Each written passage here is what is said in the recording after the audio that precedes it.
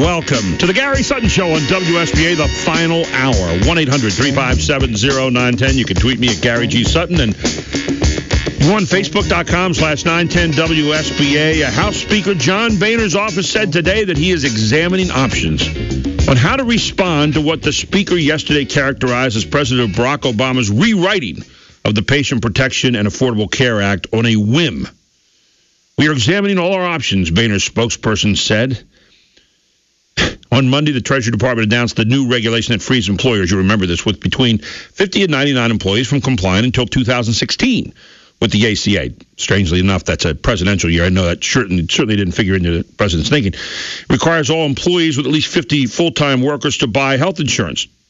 Don't have to comply with that now until that 2016. Oh, yeah, and by the way, you're not supposed to also, you have to promise that you are not going to lessen your number of employees below 50 or lessen the number of hours below 30. That's also a little thing in there. It's called, what is that called? Graft and corruption, I think. And then under the law, such employers were required to comply with the insurance mandate by January 1st, 2014, or pay a fine to the federal government. Well, that's not happened. The president changed it. Administration's new regulation also changed the nature of the mandate of employers, with 100 or more employees stating that they would only need to insure 70% of their workforce in 2015 to escape the penalty. That new regulation directly violates the plain language of the Affordable Care Act that says, quote, an employer who employed an average of at least 50 full-time employees on business days during the preceding calendar year must purchase, quote, unquote, minimum essential coverage for those employees. Don't have to do that. So now, and by the way, in imposing a statutory deadline for doing so, the law states, quote, effective date. The amendments made by this section shall apply to months beginning after December 31st of 2013, unquote.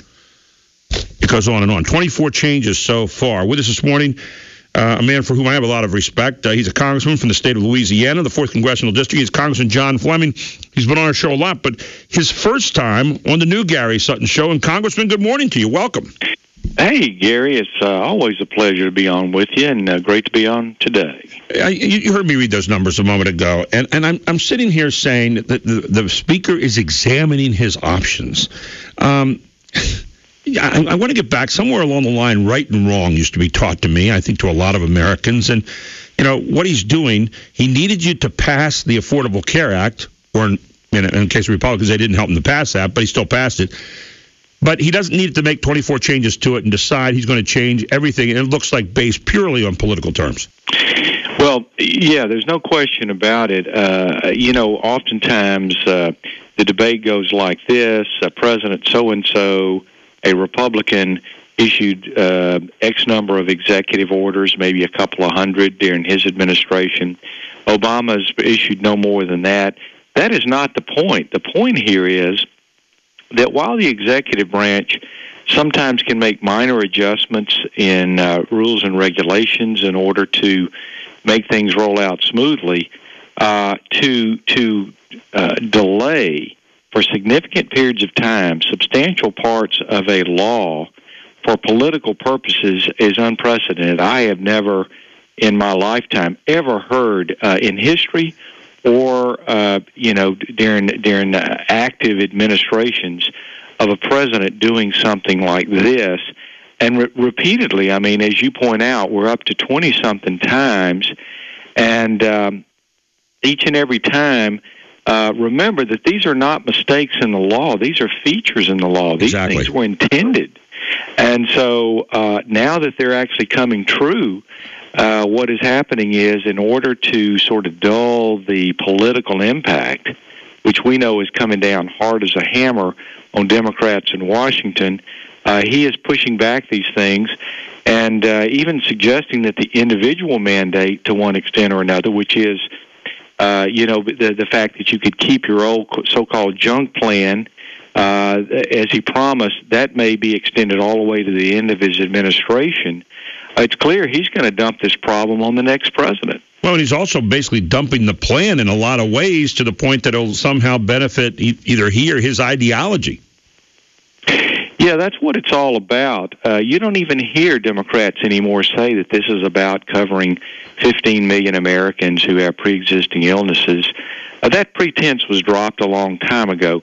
This is intended as a cornerstone to advance socialistic agendas such as what we see today in Western Europe, which has destroyed their economies, pushed their unemployment levels up to 20%, with flat GDP growth. And that's really what's behind this. We all know that. And again, these are all the things that Republicans were accused of, and I was accused many times of being a fear-mongerer, that, I'm lying about this. The president, wouldn't tell us a lie. He would tell us the truth. Right. Not only are these not mistakes, they are features of this that were intended to be the way they are. And, is the ultimate aim to have socialized medicine, a single-payer system? Of course it is. They just knew that it was so politically unpopular that even Democrats couldn't pull it off, even when they had full control of government. I had a former colleague of yours, Congressman Joe Sestak, on just a few minutes ago, and he was basically saying, well, no matter how bad this was carried out, no matter the fact that the president lied, this is still bringing costs down here in the country right now on health care. And I've talked to a lot of people who are saying, my costs have gone up. My costs have gone up so much that I can hardly pay them. Now, a lot of people may or may not be aware that you're also a doctor, a medical doctor. And, right. I'm sure you talk to your constituents and other people. Are they real happy about their costs going down, quote unquote? Gary, I haven't had a single person say their costs have gone down. Empirically, that's a lie. And I know that Joe Sestak is maybe well-intentioned in his statements, but he supported it. He voted for it. I think he was here when it passed, and he voted for it. And every single promise that's in a positive way has been broken, even to the extent that more people are uninsured today than before it was implemented. And again, people who, and we're told by the government that you have a junk plan. Your plan's terrible. And again, the very lies that we talked about, the president, and we're calling them lies, by the way. They're not misstatements. We're not going to walk them back. You can keep your doctor, period. You can keep your health care, period, if you like it. And the president was elected a second time based on, at least in part, those statements, and we find out now that he was lying about that, because you can't do those things. But the point being, when did we start passing laws in this country for a minority of the people and hurt a majority of the people to do it? That's one of the things that a lot of Americans are still kind of, pounding their heads about out here. Well, you're so right. And the president either knew or should have known that these things were going to happen, because I knew. If I knew, why didn't the president know? And again, each time I reminded people of these things, your costs are going to go up. You're not going to keep your doctor. You're not going to keep your insurance. It's going to be hugely bureaucratic. And I didn't even know about some of the other problems that were going to develop, like the internet situation. And so it's actually much worse than even I expected. And so, again, the president either knew or should have known. Either way, he's responsible. But you're absolutely right. People come to me all the time, and they say, Congressman, you need to kick this guy out of office, you need to stop him, what he's doing, etc. And I remind them that this man was reelected, everybody knowing exactly what he was doing. So you heard me talk about, before I introduced you this morning, Speaker Boehner examining his options. What would you and other congressmen of your persuasion, and maybe some people who care about America who don't have to be of any persuasion, what do you think ought to be done? I mean, where do you stop him? I mean, this has become, and many people call it the imperial presidency, and he keeps on pushing the envelope, and apparently until someone's going to stop him. How do you stop him? Well, the only way we can stop President Obama is to make him a lame duck president, and we're actually accomplishing that. And if we take the Senate, we may actually push back even further and may actually begin to control the agenda. But remember, Congress does not have police powers. We can't arrest anybody. The Department of Justice, which is run by Eric Holder, normally that's an independent department. You remember back in the Clinton days, the Attorney General opened up a number of investigations against him and wrongdoing, minor things compared to what we see today.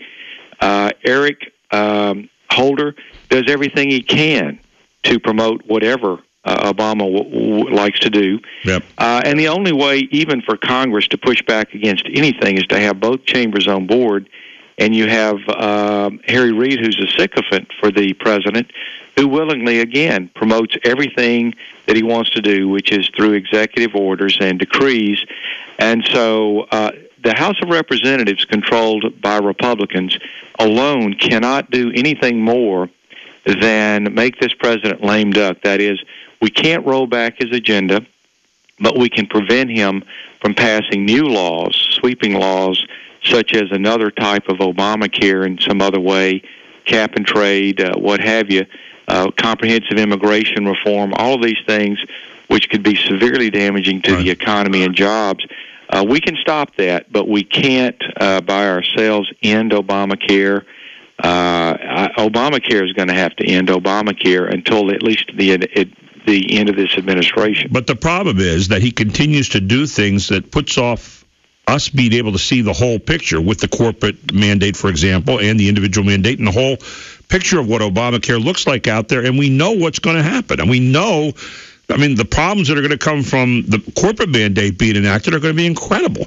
And he's cutting deals right now saying, well, you can't lower your number of employees below 50, or then you've got to pay up, before 2016. I mean, those kind of things are really dangerous at the moment, and we continue to watch him play politics with this. Absolutely. Well, he extended for employers that are 50 to 99 up to 2016 on the business mandate.